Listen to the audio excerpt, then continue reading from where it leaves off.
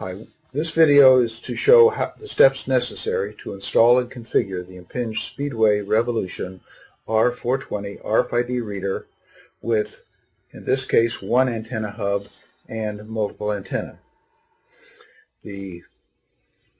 So the first step to be able to do this is to review the physical components and then how to connect the components, and then the third part will be how we configure the readers for MS Biztalk RFID 2010. So on the components, the first component obviously is going to be the reader, which is the R420 reader.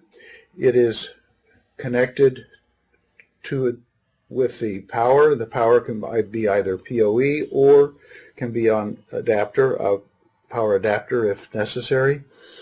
It's also connected to an Ethernet cable to be able to connect to our TCP/IP networks.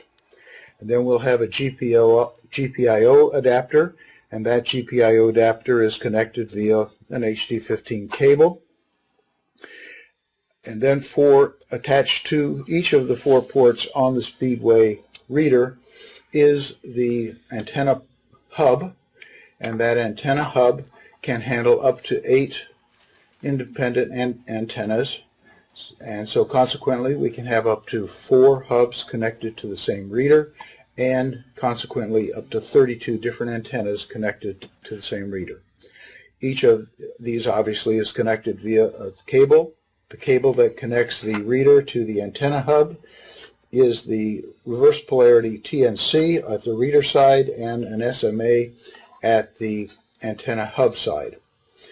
The connector cable for the GPIO port is an HD15 cable, and then the connector from the GPIO port out to the antenna hub is a standard RJ45 Ethernet cable. All right, now that we have the components identified, now we'll go through how to set them up.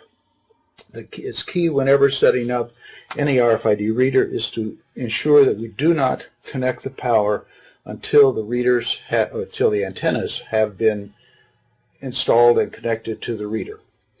So the first step is that we're going to connect the Ethernet cable to the reader. We're going to connect the GPIO adapter to the reader. Then we're going to connect up to 4 individual antenna ports, one to each of the antenna connectors on the back of the reader.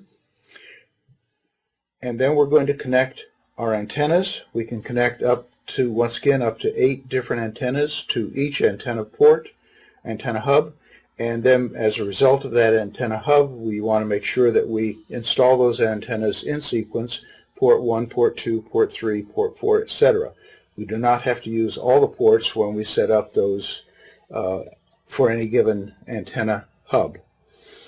After we've set up the hubs and we've connected the hubs, we've set up the GPIO adapter.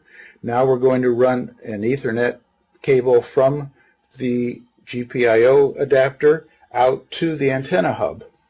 And what's important here is to note is that on the GPIO port adapter there are 4 different Ethernet hubs or ports, and we need to make sure that we tie port 1 to, in this case, port 1 on the antenna hub, so that the antenna hub coming off the reader and going into the antenna hub is the same as the port coming off of the GPIO reader. Once we've connected this, we have everything connected, then we can go ahead and plug the power in and power up the device.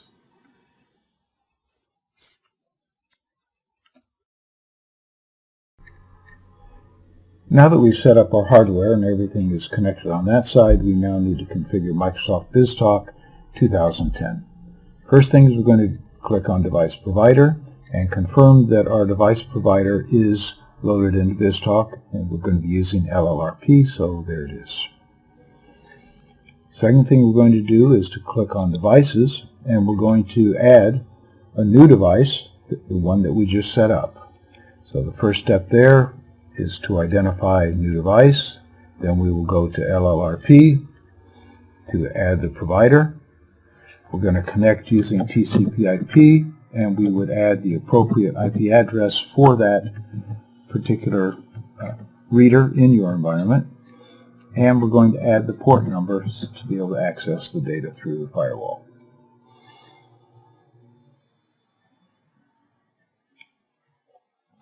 Next, we're going to set up a group for Harry Winston. We're going to call it Harry Winston Group, or Harry Winston Group.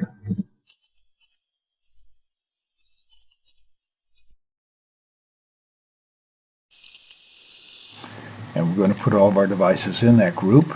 Next. Now we're going to put a username and password for the reader. So whatever the appropriate username and password is for the reader to which you're connecting. And now we need to identify a location for that particular reader, and we're also going to assign a name to that particular reader at that specific location. In this case, we're going to call it device 1.